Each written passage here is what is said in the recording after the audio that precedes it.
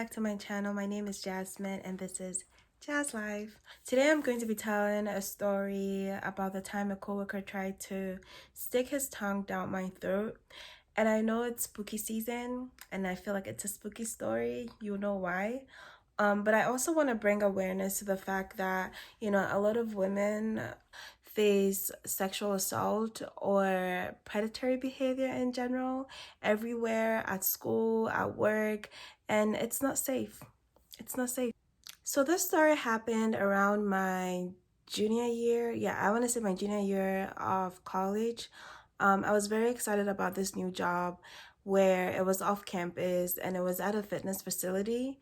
And even though at the time my school had a gym, I didn't really love it because it was small, oftentimes overcrowded. And I also thought it would be nice to have a space outside campus where I could go and be away from the college the college spirit and the college energy. And at the time I was also very passionate about fitness. I still am, but I was very obsessive back then. So I thought, how great it would be to have a place where I can work, make money, work out. They had a shower and everything inside the facility, and it was just great to be away from campus. Hours were mostly going to be during the night just because I'm a nursing student and I have clinicals early in the morning usually, and also classes, so just the night schedule worked best. Another reason why I wanted this job was because I wanted to be able to study and work at the same time, and it was just a front desk job, so I'd sit down, be able to have some downtime to do my homework and work. Yeah. So I remember my first couple nights working there, I was introduced to the staff members, my co-workers, and then the cleaning crew, which it was just one person at a time. Let's call him Mateo. So I was introduced to Mateo, and it was basically the gym closes at 11. I think it closed at either 10:30 or 11, or around between 10 and 11. That was the closing hours. And typically, because I'm the one closing, I'd be by myself unless there was a personal trainer, or for some reason one of the managers had to stay a little overtime. But it was mostly me closing and locking up, and then the cleaning crew will start cleaning the facility at around an hour before close. So, it's a night job, it's away from campus. I had to Uber every time because I'm geographically challenged, so I didn't want to get lost. And every time I would never leave early enough to take the bus. I'd always be I'd Uber. And I did Uber pool, and it was only three to $5 to get there because the facility was not too far away from campus. So when my boss introduced me to Mateo, he told me, yeah, so you'll be working with Mateo most nights. Maybe you can help him out, fold the towels, and then when it comes to closing time, you can check the men's locker room and make sure no one is there, or Mateo can help you go in there. Mateo can go in there for you and make sure that it's all cleared out. I was like, okay, that's cool. And that very night, Mateo was being friendly, and I thought, I'm new at the job, so it's normal that people will be friendly towards me. I'm the new face. But he was kind of insinuating or asking how I'm going to get home. He knew I was a student and he knew the school I went to. So he would always ask, oh, if you need a ride anytime, I can drop you. I live towards that area. And I never thought to take his offer. So it was just okay, thanks. But then it's no thanks. I'm never going to ask you to drop me off. So Mateo is a Spanish guy. I forget specifically where he came from, but he wasn't too articulate in English. He knew how to communicate, but it wasn't perfect. And so every time we work together, and he would pass by, he'd be hello, and do a little wave.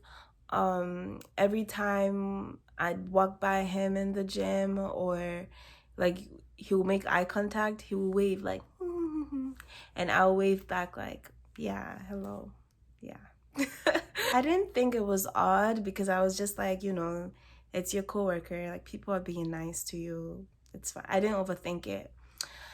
And then there was this one night where, he had consistently offered to give me car rides. I always said no, and I always got my Uber, locked up, and left.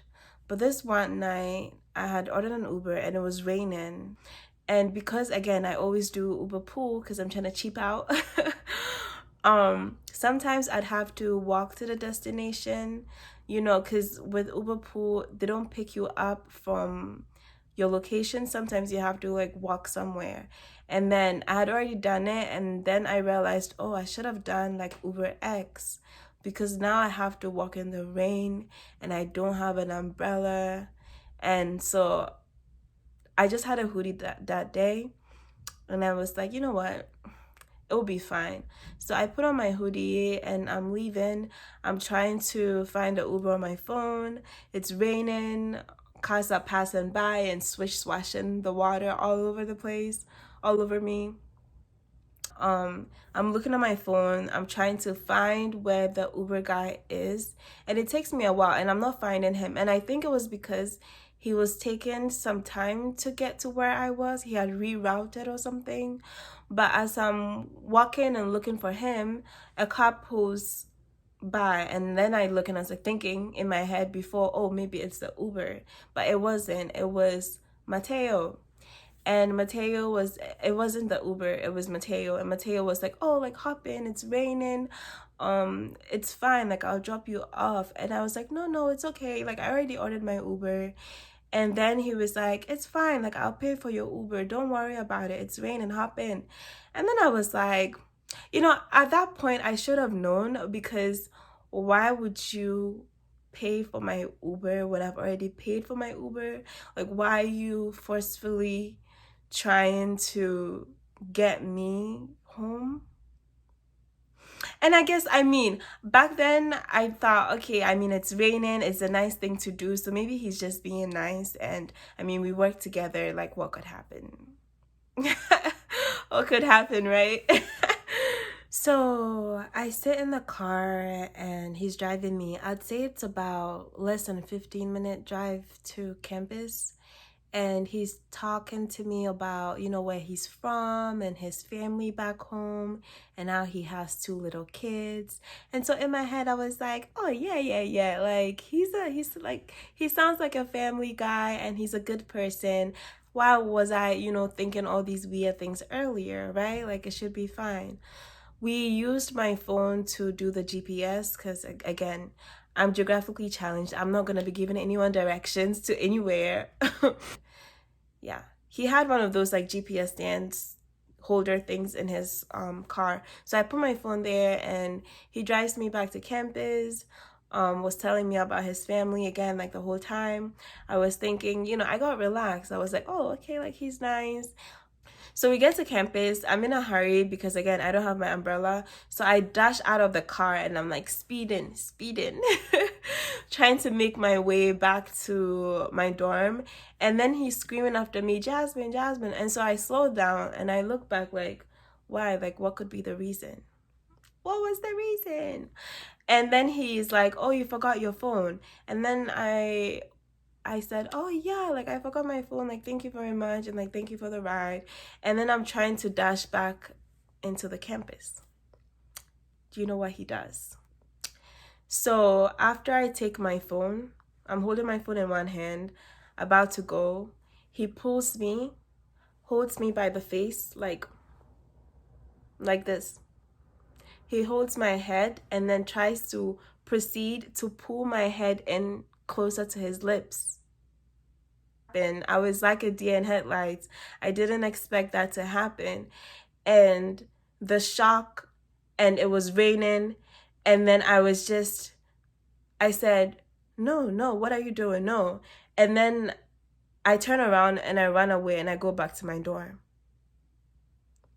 And my heart was racing because I was like, what the actual fuck? What the actual fuck? So I go to my dorm and I don't remember if I cried. I don't think I was crying. I think I was just like physically upset. And I tell my roommates, and everybody's laughing at me, like, ha, very hysterical. Jasmine, this kind of shit always happens to you. And I'm like, why does this happen to me? Um, and so then I had a dilemma. I was basically like, it's a new job. Should I report him? I don't want it to be awkward. Like, it hasn't even been a week or 2 weeks since I started working here. And like, imagine going up to the manager. I already know they have problems with retaining staff of the cleaning crew. And I say to him, hey, by the way, the one staff that you have to clean did this and this and that to me, and I don't feel comfortable anymore. So can you fire him?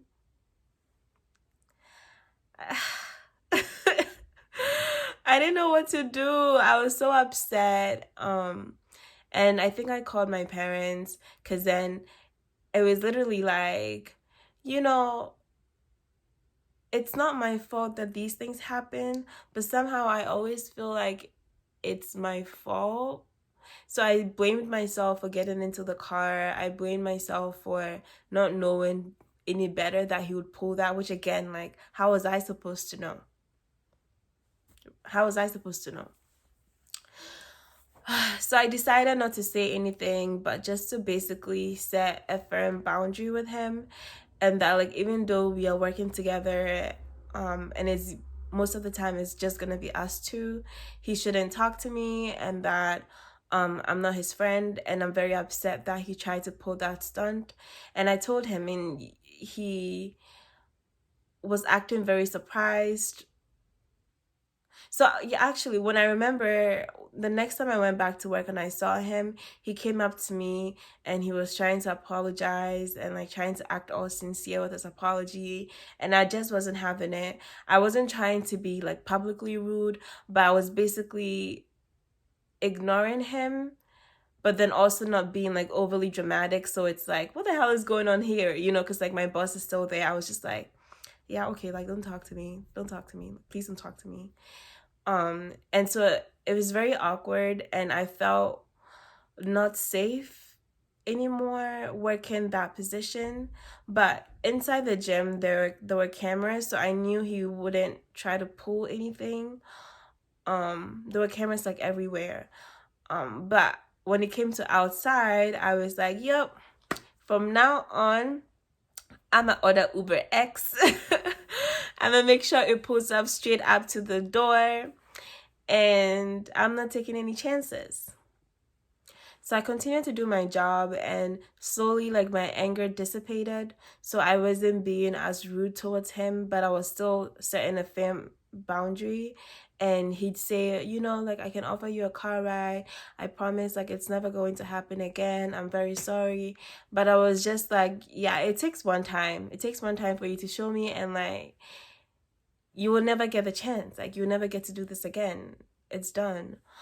And then one time when I was going home, I had called my Uber. Mind you, I'm taking Uber X now.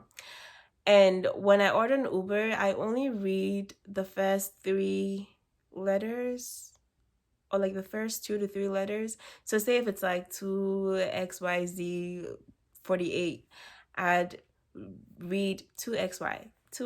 And then when I see the car pull up, I'll look 2XY, and then I'll hop in. So that's what I always do. That's what I always did. And the Uber pulls up, I look 2XY. I didn't even look at the car model or anything. I think it was a sedan, because they mostly are sedans. And if it was like a Jeep, or like if it was a minivan or something, I would have noticed. It was just a sedan. So I look 2XY, but I sit in the car.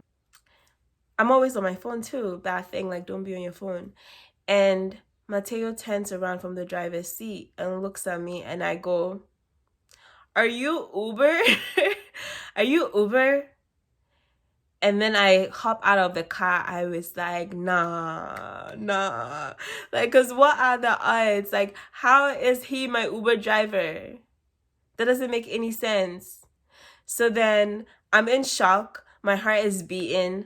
I get out of the car, and then I was even thinking, like, damn, like, what if the back seat was locked? What if, because you know how you can open from the outside sometimes and not be able to open from the inside? I was terrified and I was scared because why are you pulling up where I picked my Uber, like right in front? And I'm thinking it's the Uber driver, and it turns out to be you. Like, are you Uber? I hop out of the car.